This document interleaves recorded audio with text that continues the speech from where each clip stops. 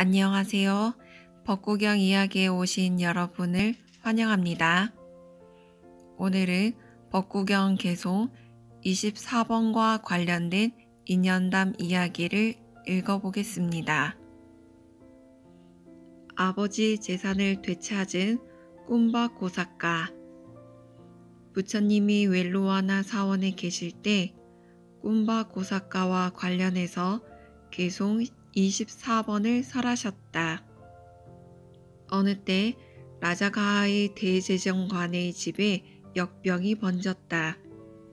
이 병이 번지면 파리부터 시작해서 소까지 모든 동물들이 죽고 그 다음에 하인들, 그 다음에 남녀 주인 가족들까지 죽는다. 결국 제정관과 아내까지 병에 걸렸다. 부모는 역병에 걸리자 아들을 보고 눈물을 흘리며 말했다. 사랑하는 아들아, 너도 알다시피 이 병이 발생하면 담 넘어 도망친 사람만이 목숨을 부지할 수 있단다. 그러니 우리들은 걱정하지 말고 즉시 도망쳐서 목숨을 건진 다음에 돌아오너라. 우리가 너를 위해 집안에 40억의 보물을 묻어두었단다. 돌아와서 그 보물을 찾아서 살아가거라. 부모가 이렇게 유언하자 아들은 소리내어 울면서 작별 인사를 하고 담장을 넘어 죽음으로부터 도망쳤다. 그는 산속 밀림에서 12년을 살다가 돌아왔다. 그가 도망칠 때는 소년이었는데 돌아올 때는 머리와 수염이 길게 자란 청년이 되었기 때문에 아무도 그를 알아보는 자가 없었다. 그는 부모가 보물을 묻고 표시해 둔 곳에 가보았다. 보물은 누가 손댄 흔적 없이 안전하였다. 여기는 나를 알아보는 자가 아무도 없다. 내가 이 보물을 꺼내어 쓰기 시작하면 사람들은 어떤 거지가 보물을 도굴했다 라고 말할 것이다. 그러면 재산을 압수당하고 절도죄로 붙잡혀 곤혹을 치를 것이다. 일단 막 일이나 하면서 생계를 꾸려나가야겠다. 그는 다 떨어진 옷을 입고 일꾼들의 숙소로 가서 물었다.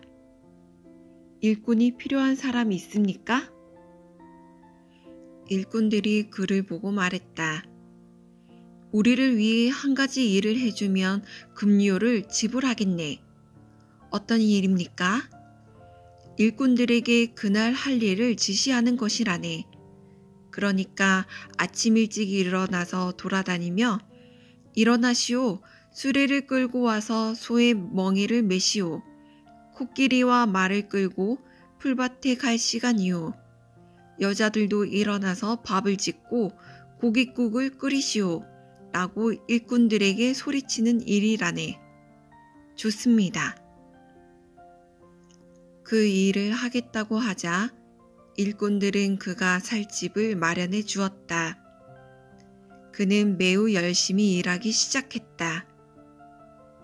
빈비사라 왕에게는 사람의 목소리를 듣고 운명을 알 수 있는 특이한 능력이 있었다. 어느 날 왕은 그의 목소리를 듣고 말했다. 저 목소리는 부자의 목소리인데? 왕을 가까이서 보필하는 여자 시종장이 이 말을 듣고 생각했다. 왕이 지시하지 않아도 이것은 조사해 볼 필요가 있다. 그녀는 부하를 시켜 지시했다.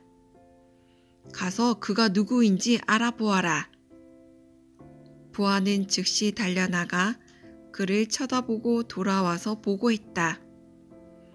그는 일꾼들에게 고용된 일꾼으로 가족도 없는 외롭고 가난한 사람입니다. 왕은 이 보고를 듣고 아무 말이 없었다. 그러나 다음 날도 그 다음 날도 그의 목소리를 들은 왕은 의혹에 가득 찬 목소리로 똑같은 말을 반복했다. 왕이 날마다 똑같은 말을 반복하자 여자 시종장은 계속해서 부하를 보내 조사했지만 매번 보고 내용은 똑같은 것이었다. 그는 가난한 사람입니다. 그녀는 곰곰이 생각에 잠겼다. 매번 왕은 그는 가난한 사람입니다 라는 보고를 들으면서도 믿지 않고 저 목소리는 부자의 목소리인데 라고 하면서 이해할 수 없다는 표정이다. 여기에는 필시 무슨 이유가 있을 것이다. 사실을 밝혀보아야겠다. 그녀는 왕에게 말했다. 폐하, 저에게 돈 1000냥을 주십시오. 제가 딸을 데리고 가서 그의 재산을 모두 왕궁으로 실어오게 하겠습니다. 왕은 돈 1000냥을 그녀에게 주었다. 그녀는 돈을 들고 딸에게 다 떨어진 옷을 입히고 왕궁을 나섰다. 그녀는 여행자로 가장하고 일꾼들의 집들이 모여있는 곳으로 갔다. 그녀는 그중 한 집에 들어가 안주인에게 말했다. 아주머니, 우리는 여행 중입니다. 여기서 하루나 이틀 머물다 갈 수 없겠습니까? 이 집에는 많은 사람들이 살고 있습니다. 여기서 머물러도 상관없지만 꿈바 고사카가 혼자 살고 있어서 집이 텅 비어 있으니 그리로 가보십시오. 그녀는 꿈바 고사카의 집으로 가서 말했다. 젊은이, 우리는 여행 중입니다. 여기서 하루나 이틀 머물 수 있겠습니까? 그는 그녀의 요청을 거절했다. 그녀가 여러 번 간청했지만 소용없었다. 그녀는 애원하듯이 간절하게 말했다. 오늘 딱 하루만 머물 수 없겠습니까? 내일 아침 일찍 떠나도록 하겠습니다. 그녀는 결국 허락을 받아내고 그 집에 머물게 되었다. 다음날 꿈바 고사카가 숲속으로 일을 나가기 위해 집을 나설 때 그녀가 말했다. 우리가 여기서 요리를 해도 되겠지요? 그대의 아침 식사를 준비해 줄 테니 쌀과 반찬 살 돈을 주고 가세요. 제 식사는 직접 만들어 먹을 테니 신경 쓰지 마십시오. 그녀가 계속 졸라대자 그는 어쩔 수 없이 그렇게 하라고 말했다. 그녀는 가게에 가서 요리기구와 가장 비싼 쌀을 사가지고 왔다. 그녀는 궁중에서 요리했던 솜씨를 발휘해서 밥을 짓고 찌개와 2-3가지 반찬을 맛있게 만들었다. 꿈바 고사카가 숲에서 일을 마치고 돌아오자 그녀는 식사를 차려주었다. 그는 오랜만에 맛있게 식사하자 기분이 좋아졌다. 이때를 노려 그녀가 말했다. 젊은이, 긴 여행에 피곤하고 힘들어 그러는데 하루나 이틀 더 쉬어가도 될까요? 그렇게 하시지요. 저녁에도 그 다음 날에도 그녀는 아주 맛깔스러운 궁중 요리를 해주었다. 그녀는 그의 마음이 부드러워졌다는 것을 알고 말했다. 젊은이, 우리 여기서 며칠 더 머물러야겠습니다. 그녀는 그 집에 아예 눌러앉을 계획에 착수했다. 어느 날 그녀는 예리한 칼로 침대 틀을 묶고 있는 끈을 여러 군데 잘라 놓았다.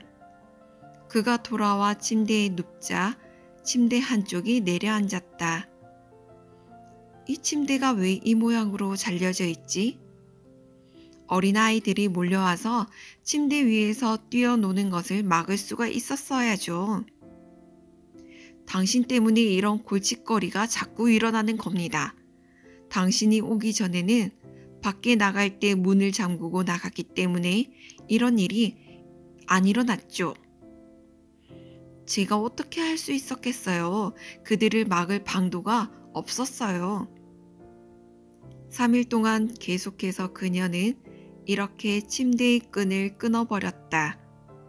그가 흥분해서 화내고 비난해도 그녀의 대답은 마찬가지였다. 그녀는 이제 끈을 한두 개 남기고 다 끊어버렸다. 그날 밤 그가 침대에 눕자마자 침대가 완전히 부서져 나가면서 그를 바닥에 내동댕이 쳤다. 그는 벌떡 일어나서 말했다. 이제 어떻게 해야 하나? 이제 어디서 자야 하나? 이제 누울 침대 하나 없구나. 젊은이, 이웃집 아이들이 들어오는 것을 도저히 막을 수 없었어요. 하지만 걱정하지 말아요. 어디 잠잘 곳이 있는지 찾아봅시다. 그녀는 딸에게 말했다. 얘야, 네 오빠가 잘 수 있도록 곁을 좀 내주렴. 그녀의 딸은 침대 한쪽으로 누우면서 꿈바 고사카에게 말했다. 이쪽으로 와서 누우세요. 어머니도 그에게 눕기를 권했다. 젊은이, 가서 누이 동생 옆에 누우세요. 그래서 꿈바 고사카는 소녀와 같은 침대를 사용하게 되었다. 그날 밤 그는 소녀와 사랑을 나누었다. 다음 날 소녀가 울음을 터뜨리자 어머니가 물었다. 딸아, 왜 우느냐? 엄마, 그와 사랑을 나누었어요. 어차피 너도 남편이 있어야 하고 그도 아내가 있어야 하는데 잘 됐구나. 그녀는 꿈바 고사카를 사위로 삼았고 꿈바 고사카와 그녀의 딸은 함께 살게 되었다. 며칠 후 그녀는 왕에게 사람을 보내 말을 전했다. 일꾼들이 일하는 곳에 축제를 열 것이니 축제를 즐기지 않는 자는 엄벌에 처한다라고 포고령을 내리십시오. 왕은 그녀의 말대로 했다. 장모가 꿈바 고사카에게 말했다. 이복의 사위, 왕이 일꾼들이 일하는 곳에 축제를 열어 축제를 즐기지 않는 이는 엄벌에 처한다고 명령을 내렸다네. 이제 우리 어떻게 하지? 장모님, 저는 하루 벌어 하루 살아가고 있습니다. 제가 어떻게 해야 할까요? 이복의 사위, 자기 집을 가지고 있는 사람은 돈을 빌릴 수 있다네. 왕의 명령을 어길 수는 없지만 빚은 어떻게 해서든 갚을 수 있다네. 어디 좀 가서 동전 한두 냥 얻어오게나. 꿈바 고사카는 이 말에 용기를 내어 40억 냥의 보물이 숨겨져 있는 곳으로 가서 동전 한 냥을 꺼내서 가져왔다. 장모는 그 돈을 왕에게 보내고 자신이 가진 돈으로 축제에 참석했다. 또다시 며칠 후에 그녀는 왕에게 똑같은 말을 전했다. 왕은 또 명령을 내렸고 꿈바 고사카는 전과 똑같이 돈을 빌려오라는 장모의 등살에 떠밀려 보물이 감춰진 곳에 가서 동전 성냥을 가져와 그녀에게 주었다. 그녀는 그 동전 성냥을 다시 왕에게 보냈다. 며칠이 지나자 그녀는 왕에게 또 다른 전원을 보냈다. 부하들에게 명을 내려 꿈바 고사카를 소환해서 전하 앞에 대령시키라고 하십시오. 왕의 부하들이 꿈바 고사카를 붙잡아 손과 발을 양쪽에서 들고 강제로 데리고 갔다. 장모가 그것을 보고 왕의 부하들에게 악을 쓰며 말했다. 이 파렴치한 불안당들아, 내 사위가 무슨 잘못이 있다고 붙잡아 간단 말이냐? 그리고는 꿈바 고사카를 돌아보며 말했다. 여보게, 두려워하지 말고 따라가 보게나. 내가 있지 않은가? 내가 왕을 아련하고 그대를 붙잡은 이 불안당들의 손발을 잘라버리라고 하겠네. 그녀는 딸을 데리고 앞장서서 왕궁으로 갔다. 왕궁에 도착한 그녀는 관복으로 갈아입고 장신구를 달고 화려하게 치장하고서 왕의 면전에 가서 섰다. 왕의 부하들이 꿈바 고사카를 질질 끌고 와서 왕 앞에 부복시켰다. 꿈바고사카가 왕에게 예를 올리고 일어서자 왕이 물었다. 그대가 꿈바고사카인가? 그렇습니다, 폐하. 그대는 왜 많은 재산을 가지고 있으면서 없는 것처럼 속이는가? 폐하, 저에게 무슨 재산이 있다고 그러십니까? 저는 그날 벌어 그날 살아가는 막 일꾼일 뿐입니다. 거짓말 하지 말라. 왜 속이려고 드는가? 속이지 않습니다, 폐하. 저는 돈이라고는 땡전 한 푼도 없습니다. 그러자 왕은 동전 몇 개를 보여주며 그에게 물었다. 이 돈은 어디서 났는가? 꿈바고사카는 그 돈들을 알아보고 생각했다. 아이고, 이제 망했다. 이 돈이 어떻게 왕의 손에 들어갔지? 그는 주위를 둘러보다가 두 여인이 화려하게 보석이 박힌 옷을 입고 문 앞에 서 있는 것을 보았다. 이들이 비밀리에 꾸민 계략에 넘어갔구나. 이 여인들은 왕의 사주를 받은 자들이다. 왕이 그에게 말했다. 말하라. 이렇게 속이는 이유가 무엇인가? 폐하, 이 세상에 제가 믿고 의지할 만한 사람이 아무도 없습니다. 그대가 믿고 의지할 만한 사람 중에 나만한 사람이 있을까? 폐하께서 저희 의지처가 되어 주신다면 저로서는 가장 든든한 우군을 얻은 셈입니다. 내가 바로 그대의 우군이다. 도대체 그대의 재산은 얼마나 되는가? 40억 양입니다, 폐하. 그대의 재산을 이리로 운반해 오려면 무얼 보내야 하지? 수레가 좋습니다. 왕은 수백 대의 수레를 보내서 꿈바고사카의 재산을 가져와 궁전 앞들에 쌓게 했다.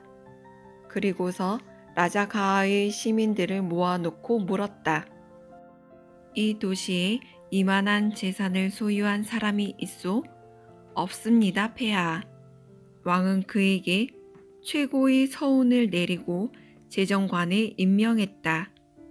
그리고 공주와 결혼시켜 사위로 삼았다. 왕은 꿈바고사카를 데리고 부처님께 가서 삼배를 드리고 말씀드렸다. 부처님이시여, 이 사람을 보십시오. 지혜로 따지면 이 사람만한 사람도 없습니다. 그는 40억 양의 보물을 가지고 있었지만 전혀 우쭐대지도 않고 가진 자의 티를 내지 않았으며 자만심으로 의기양양해 하지도 않았습니다. 마치 가난한 사람처럼 다 해진 옷을 입고 일꾼들의 숙소에서 막노동꾼으로 살았습니다. 제가 이 사실을 알고 숨겨놓은 보물을 그의 재산으로 인정하고 왕궁으로 옮겨오게 했습니다. 그리고 대재정관에 임명하고 제 딸과 결혼시켰습니다. 저는 이렇게 현명한 사람을 처음 봅니다. 왕의 이야기를 듣고 부처님께서 말씀하셨다. 대왕이여, 그와 같은 삶이 올바른 삶입니다. 도둑과 악한 자들의 행위는 살아있을 때에도 자신을 마음 졸이게 하고 죽어서도 불행한 곳으로 끌고 갑니다. 재산이 없는 사람은 농사 짓거나 고용되어 일하고 사는 것이 올바른 삶입니다. 그런 사람은 온 힘을 다해 힘써 노력해야 합니다. 항상 마음 챙기고 몸과 말과 생각을 깨끗이 하고 지혜를 가지고 주의 깊게 행동해야 합니다. 몸과 말과 생각을 힘써 자제하고 올바르게 살려고 노력하고 결코 마음 챙김을 놓아버리지 말아야 합니다. 그런 사람에게 부귀와 명예는 점점 커질 것입니다. 그렇게 말씀하시면서 부처님께서는 개송을 읊으셨다. 힘써 노력하고 주의 깊게 마음 챙기며 청정한 행위를 하고 현명하게 생각하는 사람, 절제하며 바르게 생계를 유지하고 늘 깨어있는 사람, 그런 사람의 명성은 더욱 커지리라. 이 개송 끝에 꼼바고사카는 수다원과를 성취했다. 16번째 법구경 이야기 독송은 여기까지입니다. 법정 스님의 24번 개송 번역본도 읽어보겠습니다. 부지런히 수행하고 깊이 생각하고 말과 행동이 맑고 신중하며 스스로 억제하고 진리대로 사는 근면한 사람은 그 이름이 빛난다. 많은 재산을 가지고 있거나 높은 명예를 가지고 있으면서도 자신이 가진 것에 자랑하지 않고 우쭐대지 않는 지혜를 가지기는 어려운 일입니다. 또 반대로 재산이 적거나 명예가 없어도 열등감을 가지지 않고 자존감이 낮아지지 않는 지혜를 가지기도 어려운 일입니다.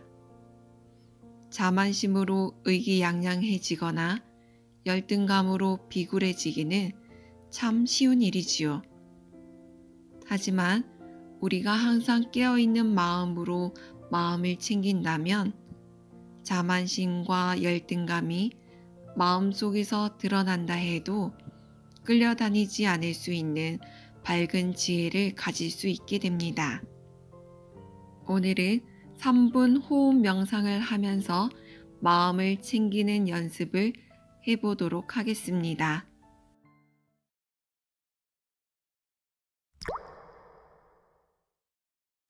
긴장을 풀고 자리에 편안하게 앉습니다. 척추는 하늘 위로 쭉 펴고 어깨는 아래로 쭉 내리고 눈을 감습니다. 머리끝부터 발끝까지 따뜻하고 밝은 빛이 몸을 훑고 내려간다고 상상하며 몸을 이완해 봅니다.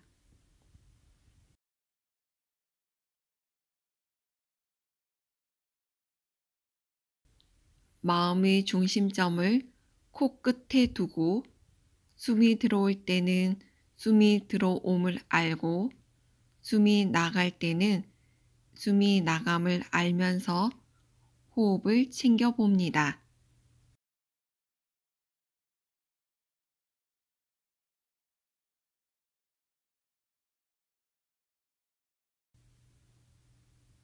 숨이 들어올 땐 숨이 들어옴을 알고 숨이 나갈 땐 숨이 나감을 압니다.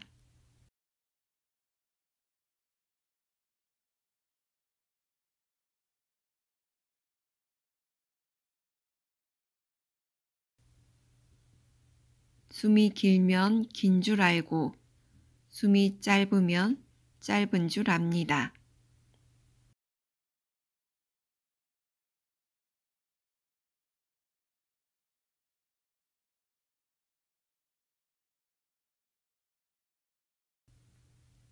숨이 거칠면 거친 줄 알고 숨을 미세하게 하려고 하거나 길게 하려고 하지 않습니다. 다만 호흡을 알 뿐입니다.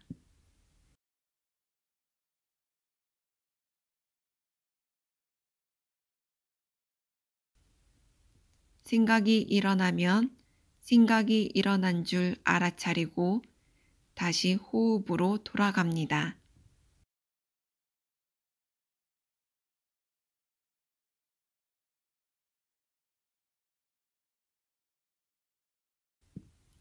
들숨의 처음부터 끝까지 알아차리고 날숨의 처음부터 끝까지 알아차림하며 호흡에 마음을 둡니다.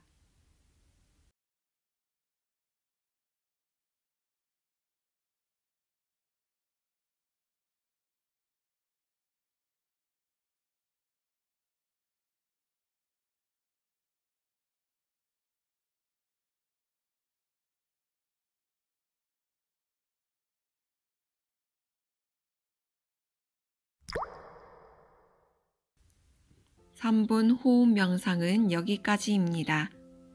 생각이 일어날 때면 생각에 끌려다니지 말고 항상 호흡으로 돌아오는 연습을 평상시에도 해보시길 바랍니다. 호흡을 알아차리는 힘이 생길수록 번뇌로부터 자유로워질 수 있습니다.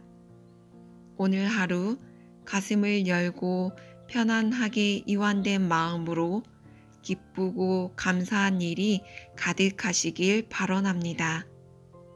모든 이들이 건강하고 고통에서 벗어나 행복하기를, 순간순간 깨어있는 마음으로 있는 그대로를 바라보기를 발언합니다. 오늘도 함께 해주셔서 감사합니다. 사랑합니다.